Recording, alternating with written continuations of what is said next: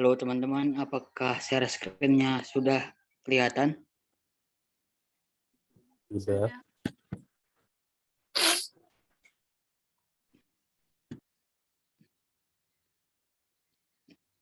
Tunggu ya.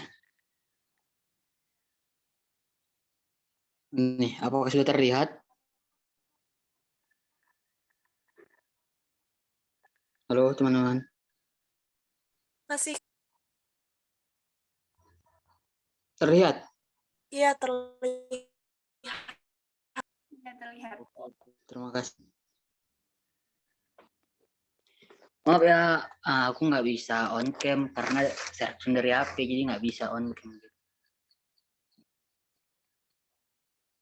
Oke, aku mulai aja teman-teman.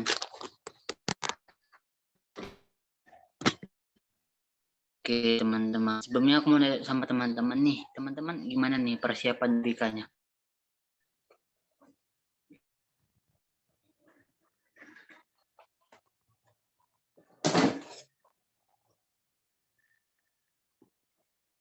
Halo, apakah suara saya terdengar?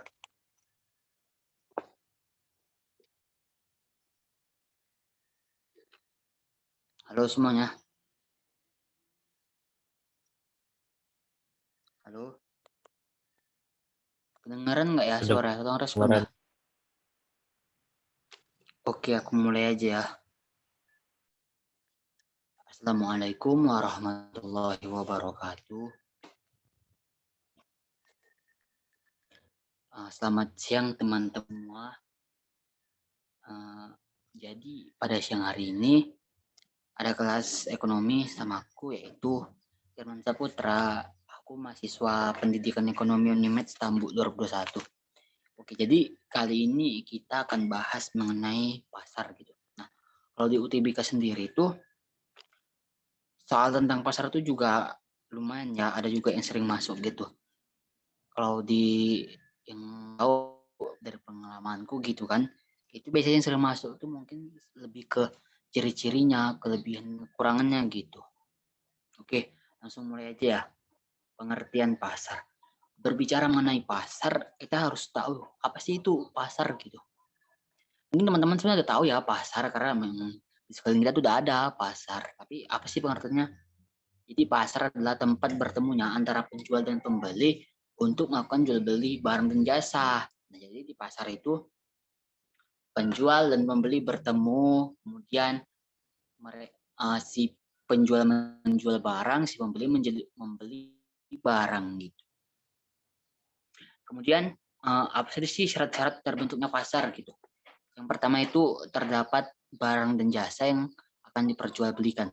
Nah, jadi dalam pasar itu pasti ada dong barang ataupun jasa yang pasti dijual belikan kepada konsumen gitu. Nanti konsumen yang membeli dan tinggal memilih gitu.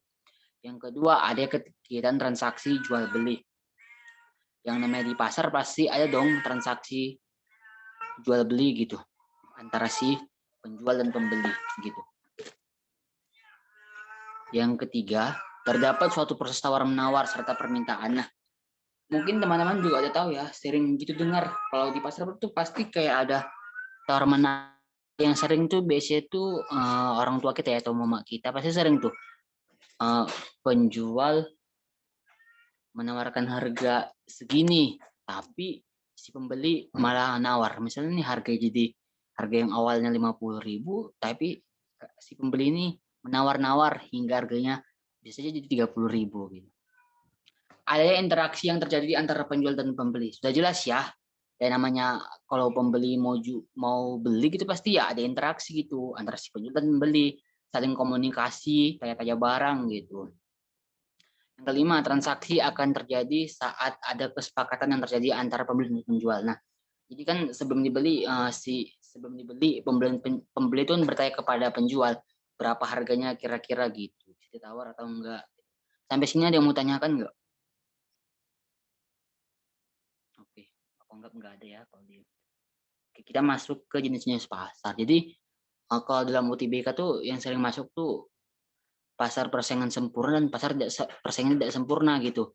Nah, kalau pasar persaingan tidak sempurna itu dibagi lagi jadi tiga, ada pasar monopoli, oligopoli, dan pasar persaingan monopolistik gitu. Nah, jadi kalau di UTBK itu ya, nanti itu bisa ditanya aja tuh, ciri pertanyaan di atas merupakan ciri-ciri pasar apa gitu, bisa aja pasar monopoli gitu, bisa aja oligopoli gitu.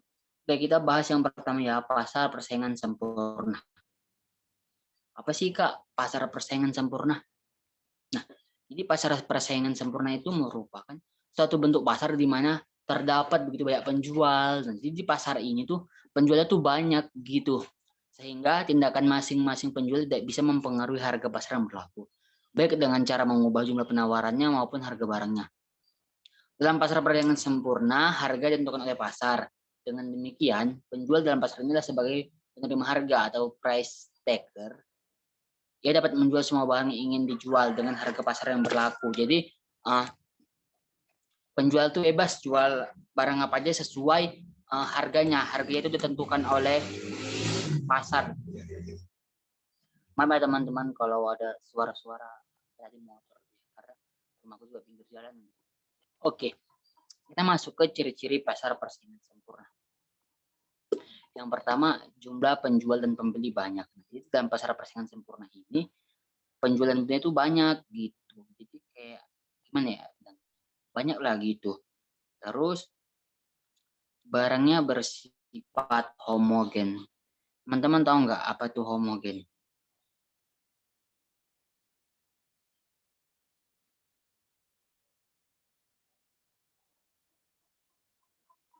Jadi homogen itu maksudnya barang yang dijual tuh hanya satu jenis saja gitu. Yang ketiga, tidak ada hambatan untuk keluar masuk pasar. Nah, karena banyak penjual dan pembeli, jadi nggak ada hambatannya gitu, mereka masuk keluar gitu. Yang ketiga, harga ditentukan oleh mekanisme pasar. Yang keempat, yang kelima penjual sebagai price taker. Price taker itu maksudnya tadi ya, yang tadi sudah dijelaskan. Jadi price taker itu tidak dapat mempengaruhi harga pasar gitu, karena harga sudah ditentukan oleh pasar. Dalam jangka panjang, penjual akan memperoleh laba normal. Kita masuk ke kelebihan dan kekurangan. Apa saja sih kelebihan pasar persaingan sempurna gitu? Yang pertama, itu mengenai harga pasar didapatkan. Yang kedua, harga lebih stabil. Yang ketiga, kemudahan untuk menentukan jenis barang yang akan dijual. Barang diproduksi dengan biaya seminimal mungkin. Pasar persaingannya murni karena barang yang diperjualbelikan homogen.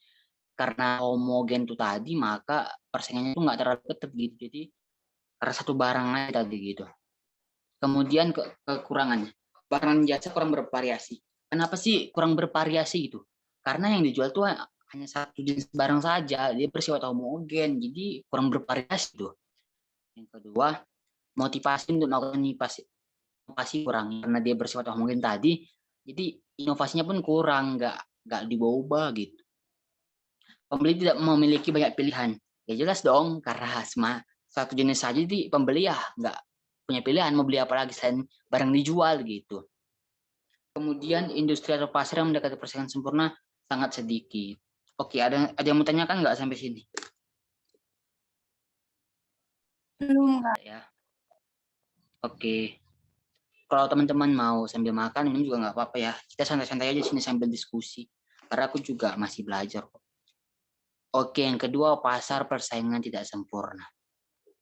Apa sih Kak pasar persaingan tidak sempurna gitu? Jadi pasar ini merupakan bentuk pasar yang hanya terdapat sedikit penjual, namun pembelinya itu banyak. Harga ditentukan oleh pemilik barang sendiri. Jadi penjual atau produsen itu bebas menentukan berapa harga yang ditentukan, harga yang ia ingin gitu. Dalam hal ini bisa perusahaan maupun perorangan gitu. Nah, pasar persaingan tidak sempurna itu ada 3. Yang pertama tuh pasar monopoli.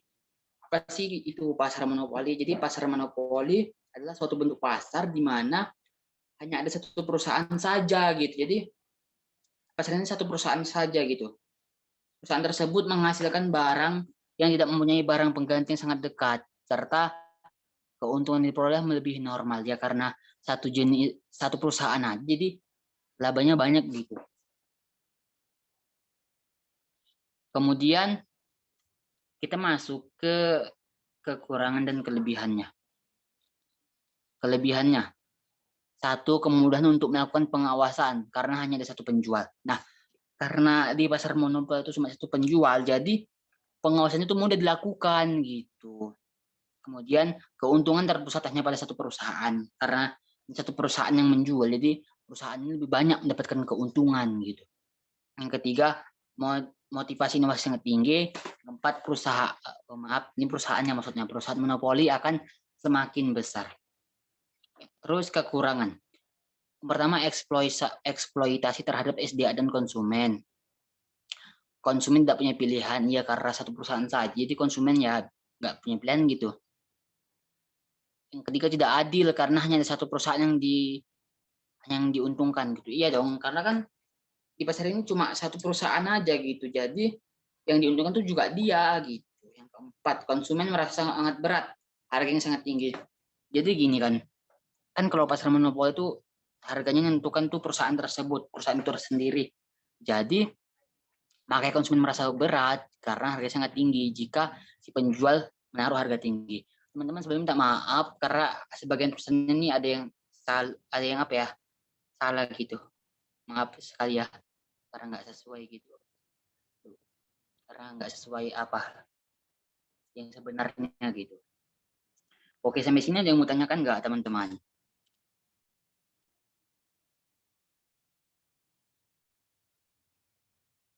Oke, aku lanjut ya. Yang kedua, pasar oligopoli.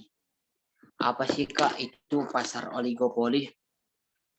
Nah, jadi pasar oligopoli merupakan suatu pasar di mana terdapat sedikit atau beberapa produsen yang menguasai pasar. Jadi dalam pasar ini produsennya tuh sedikit, penjualnya juga sedikit gitu. Nah, kalau di dalam pasar oligopoli ini bentuk yang paling umum ini kita temui pernyataan. Kalau perusahaan dalam oligopoli itu dinamakan oligopolis. Jadi perusahaan yang menjual dalam oligopoli itu disebut oligopolis gitu. Kita masuk ke kelebihan dan kekurangannya. Oh maaf ya teman-teman, itu belum ini. Kalau ada yang agak salah nanti teman-teman bisa perbaiki aja. Kita masuk ke kelebihan. Yang pertama itu konsumen memiliki beberapa pilihan produk.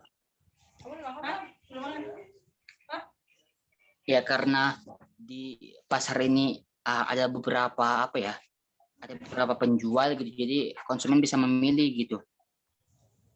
Yang kedua, mengutamakan kepuasan konsumen.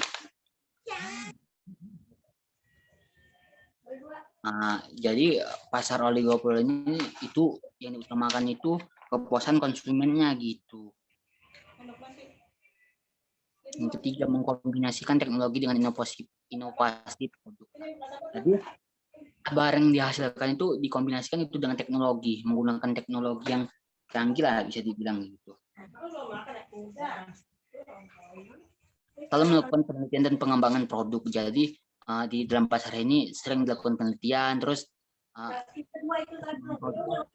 gitu.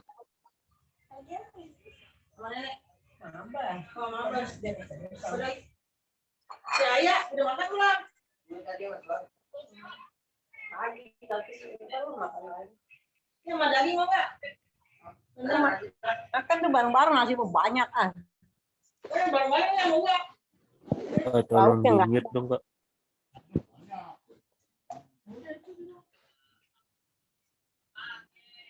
Kekurangannya tidak itu banyak. No kerupuk.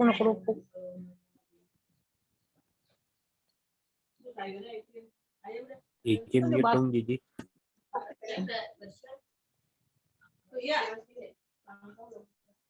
Oke. Ayam ada kalau nggak mau itu ayam ada. Tuh udah ada TV no, kantong hitam. Cuci tangan, cuci.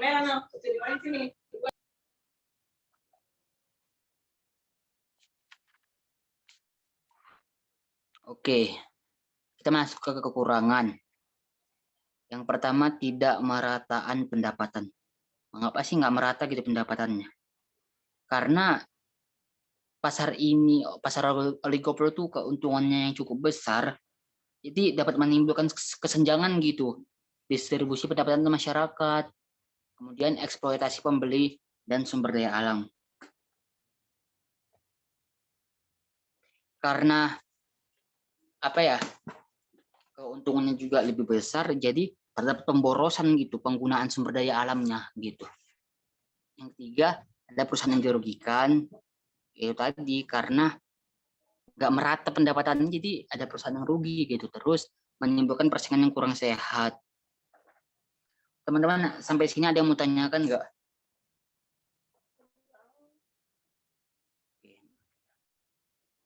Kita masuk ke pasar persaingan monopolistik.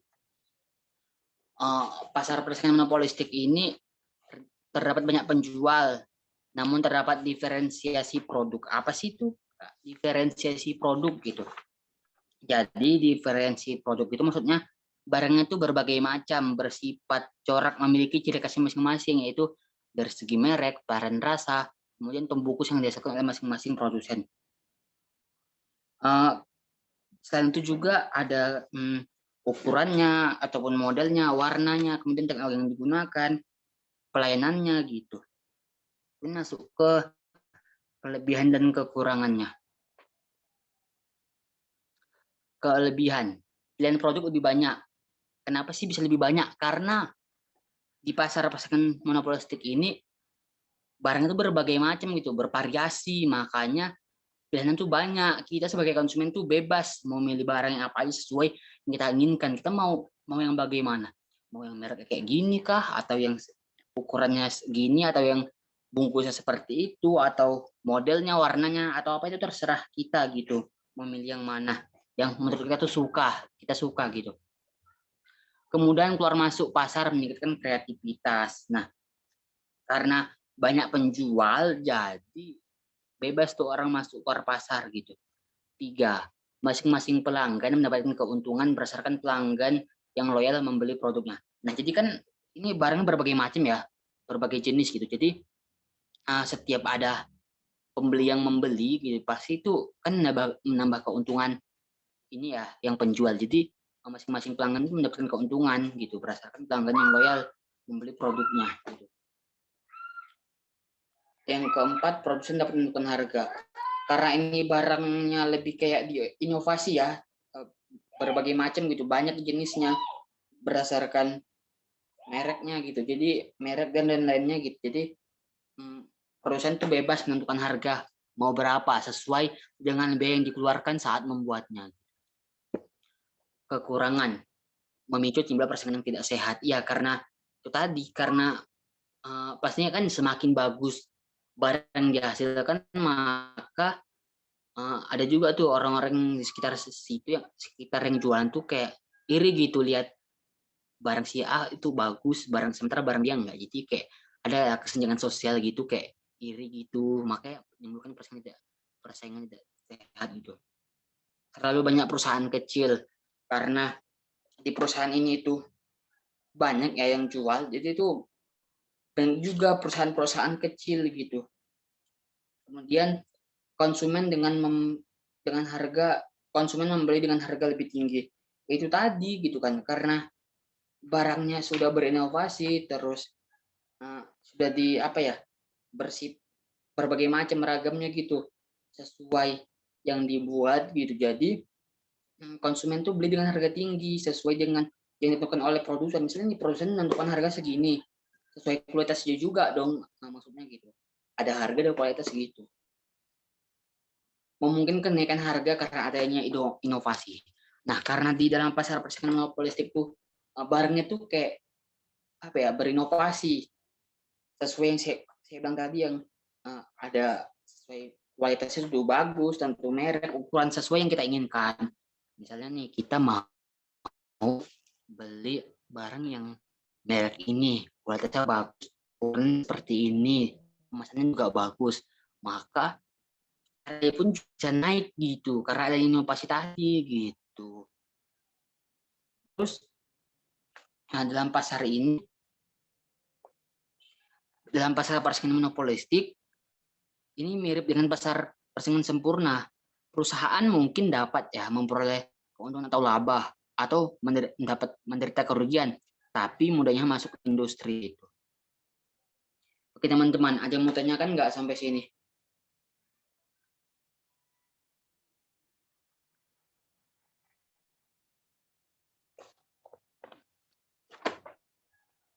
Halo teman-teman.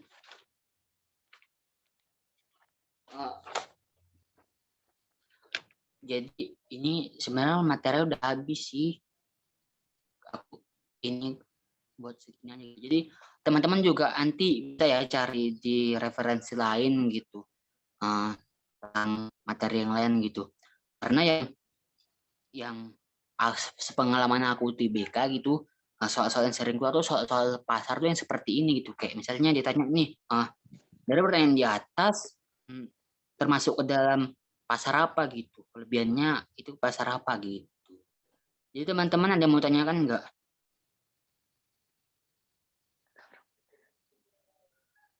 Kalau nggak ada mungkin boleh masuk ke apa ya, sharing-sharing aja seputar UTBK juga nggak apa-apa, atau seputar SNMPTN jika teman-teman nggak ada yang mau tanyakan gitu. Aku mau tanya ini sama teman-teman, udah pengumuman siswa eligible belum? Udah buat akun juga.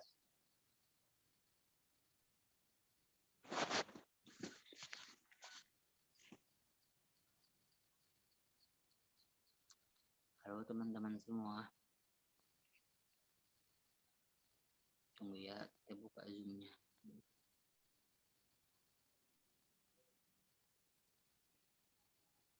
Oh, tunggu sebentar. Belum dua-duanya.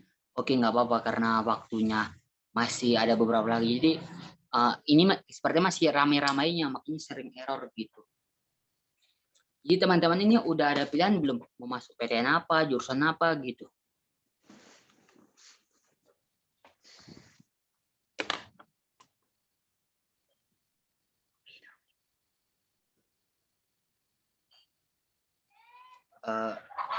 Contoh pasar monopoli ya.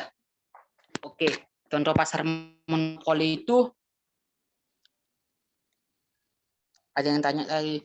Seharusnya tadi kalau tanya ngomong aja, soalnya aku nggak bisa lihat chat gitu karena itu tadi aku kan pakai HP gitu. Tadi ada yang tanya pasar monopoli, contohnya itu apa sih? Nah jadi pasar monopoli itu ada beberapa contohnya perusahaan yang termasuk dalam pasar monopoli. Salah satunya itu kayak PLN, PAM, perusahaan air milik negara, PTKI itu termasuk ke dalam pasar monopoli gitu. Ada nggak tanyakan?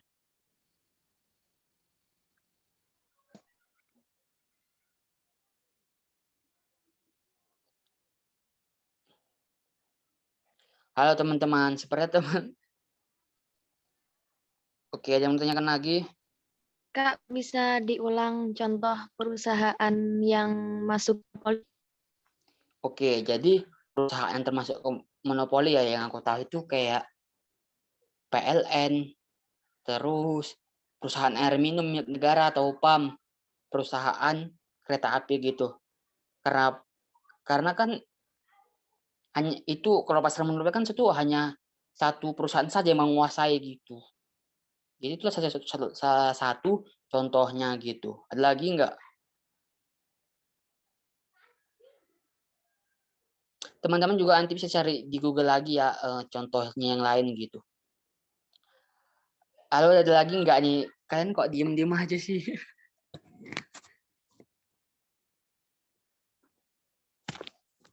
Oh, itu kakak nggak Ada yang mau tanyakan lagi nggak? buatin Seputar contoh-contohnya apa materi aja kak? itu? Contoh dari masing-masing nggak kakak? Oke. Oke, aku jelasin dulu ya. Kalau untuk yang pertama tuh monopoli. Karena hanya satu perusahaan saja menguasai, itu tuh kayak PAM, PTKI. Nah, kalau oligopoli, ini kan banyak nih penjualnya nih. Contohnya tuh perusahaannya itu contohnya tuh kayak operator seluler gitu kayak XL, Axis, Telkomsel, Tri, terus motor Yamaha, Kawasaki, Jupiter, Honda, Suzuki, mobil gitu dan jenis-jenis mobil. Nanti teman-teman juga bisa tuh cek di Google lagi contoh perusahaan apa pasarnya termasuk oligopoli itu apa aja. Ini sebenarnya nanti teman-teman juga bisa cari lagi. Kalau mau contoh perusahaannya itu ini kan kalau monoplastik ini kan diferensi produk gitu. Dia banyak merek varian rasnya. Contohnya itu kayak McD itu kan kayak itu banyak juga pembelinya karena itu apa ya? Renovo apa itunya juga bagus, apa ya? Apa namanya sih? Kemasannya juga bagus. Terus KFC kan juga ada ininya apa ya? Kayak berbagai macam gitu, kayak dari segi rasanya gitu. Banyak lagi sih teman-teman, ada ini McD, KFC yang aku tahu sih itu. Nanti teman-teman coba bisa cari lagi ya. Burger juga bisa, burger perusahaan-perusahaan gitu. Ada lagi nggak?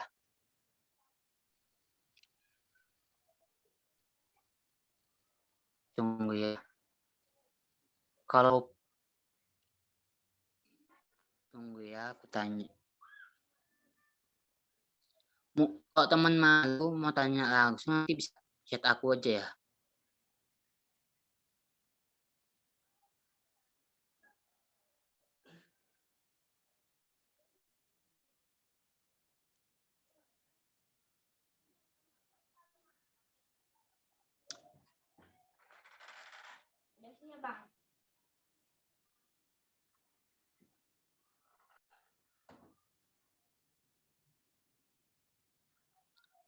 Oh, ini ada yang tanya skor lulus UTBK Unimed. Oke, karena aku dari Unimed, itu apa ya? Kayak bervariasi sih. Kalau di jurusan aku itu ada yang 600-an, ada yang 500-an. Kalau aku sendiri 500-an. Aku kemarin 500, alhamdulillah lulus. Itu kemarin tuh aku pun juga apa ya? Kayak udah gimana ya? Berpikiran nggak lulus gitu karena skorku juga nggak tinggi-tinggi kali. Ada Kak, prepare SBM kakak sendiri berapa lama? Oke, kalau aku sendiri sih karena aku terlalu mungkin berharap ke SNM ya, sampai sedih nggak lulus gitu kan, kalau SNM. Aku sendiri itu nggak tentu sih kalau aku belajarnya ya mulai awal bulan 1 gitu. Tapi aku nggak komitmen juga belajarnya, gantung mood juga gitu. Mungkin kurang lebih 4 bulan ya. Unimed itu mana ya Kak? Unimed itu Universitas Negeri Medan. Mungkin yang nggak tahu ya, Unimed itu Universitas Negeri Medan. Teman-teman kalau mau tanya, nggak usah di private, langsung klik everyone aja gitu, biar semuanya juga tahu pertanyaannya. Oke, sekarang aku mau nanya sama teman-teman. Teman-teman nih udah kepikiran belum mau masuk PTN apa, di mana gitu?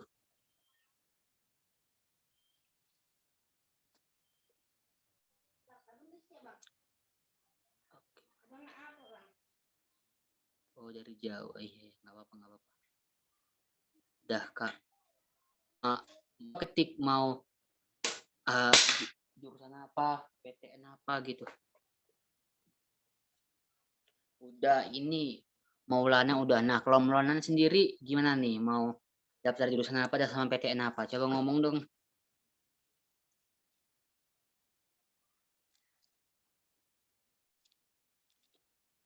Cukup, Kak.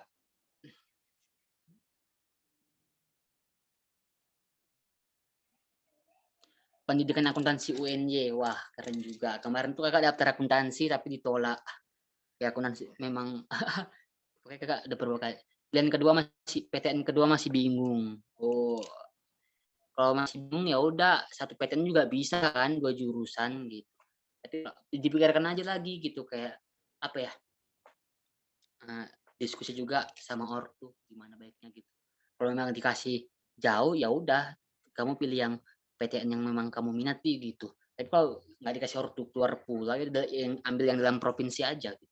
Kayak kakak sendiri tuh nggak dikasih ke Jawa gitu. Kemarin tuh mau ngambil di apa Jawa tapi nggak dikasih, jadi ngambil di dalam provinsi aja gitu.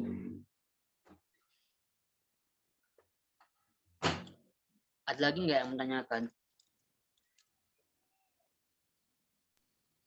Kak, kalau bedanya SBMPTN sama SBMPN itu apa?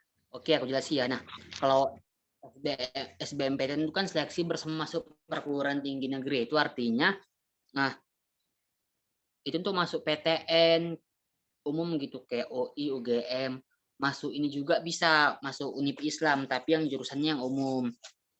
Yang bisa juga masuk politeknik tapi yang D4. Nah, kalau SBMPTN ini tuh khusus jalur masuk politeknik negeri tapi menggunakan tes gitu.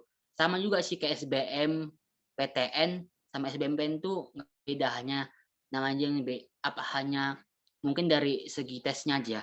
Kalau SBMPTN sih setahu aku, kalau SBMPTN kan kita semua udah tahu gitu kan pakai UTBK gitu. Nah, kalau SBMPTN ini tergantung tekniknya, ada juga yang enggak tes, ada juga yang tes gitu. Politeknik negeri gitu. Kemarin tuh aku juga daftar politeknik, tapi ditolak juga gitu. Ada lagi enggak yang menanyakan?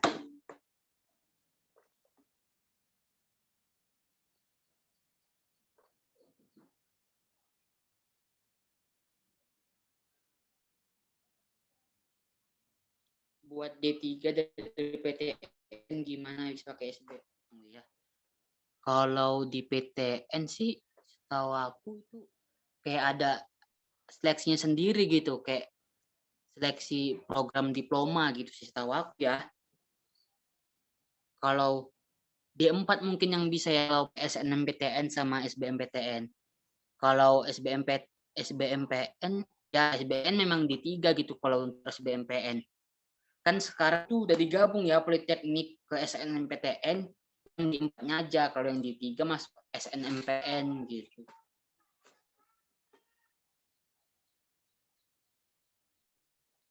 Lagi enggak?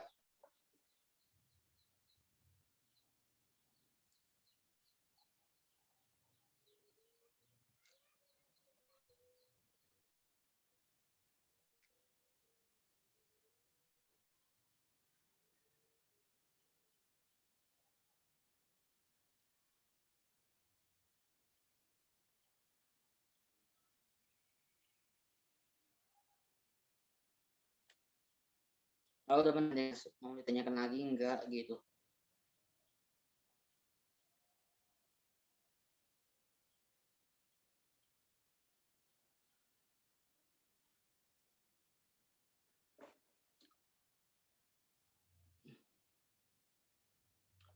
Oke, kalian ini asal dari mana aja nih?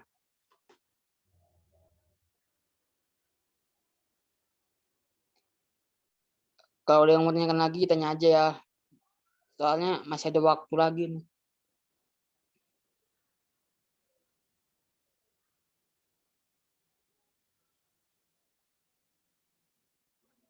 Halo, apa nggak ada yang mau tanya lagi?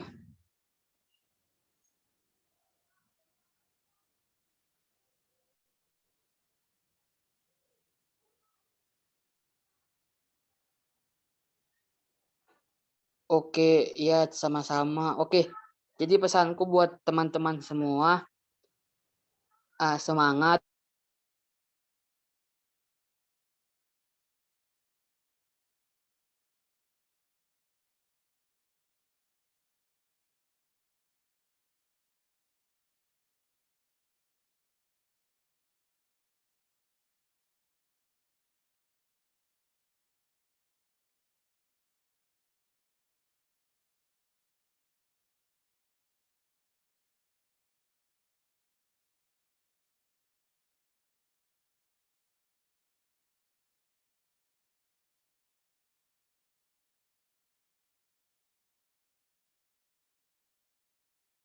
Ada yang tanya lagi nggak?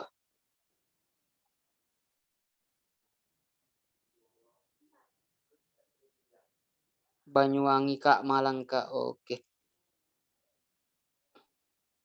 Kalau misalnya teman-teman mau tanya lagi seputar PTN, jalur-jalurnya, ataupun mau sharing-sharing, ataupun mau tanya soal, bisa tanya aku ya, langsung chat aja. Ini aku kirim aku.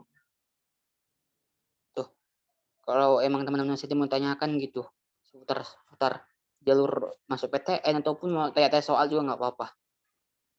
Oke teman-teman, semangat ya. Sebenarnya saya ucapkan terima kasih juga ya kepada teman-teman yang sudah mau berhadir di acara kelas belajar pada hari ini. Semoga teman-teman yang hadir, kakak doain ya, semoga kalian lulus di PTN impian kalian masing-masing gitu. Lulus sesuai dah sama jurusan yang kalian pengen gitu. Semangat buat kalian ke depannya. Semoga sesuai yang kalian harapkan gitu. Jika nanti misalnya memang belum berhasil gitu, jangan sedih. Anggap aja itu belum rezeki kita, karena Tuhan pasti Tuhan tahu kok mana yang terbaik untuk kita, mana yang terbaik untuk kita selagi kita mau berusaha.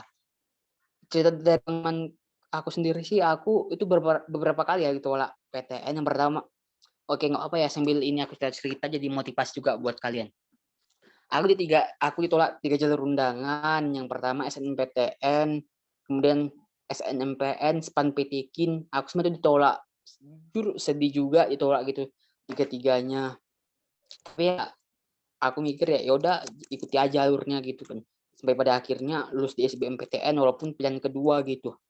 Jadi buat teman-teman semua itu pesanku, apapun pilihannya dan apapun hasilnya itu insya Allah itu yang terbaik, memang itu yang terbaik gitu. Jadi jangan minder gitu sama teman-teman kalian yang nanti yang lolos di PTN top gitu, karena mau dimanapun kita kuliah itu semuanya terbaik kok itu.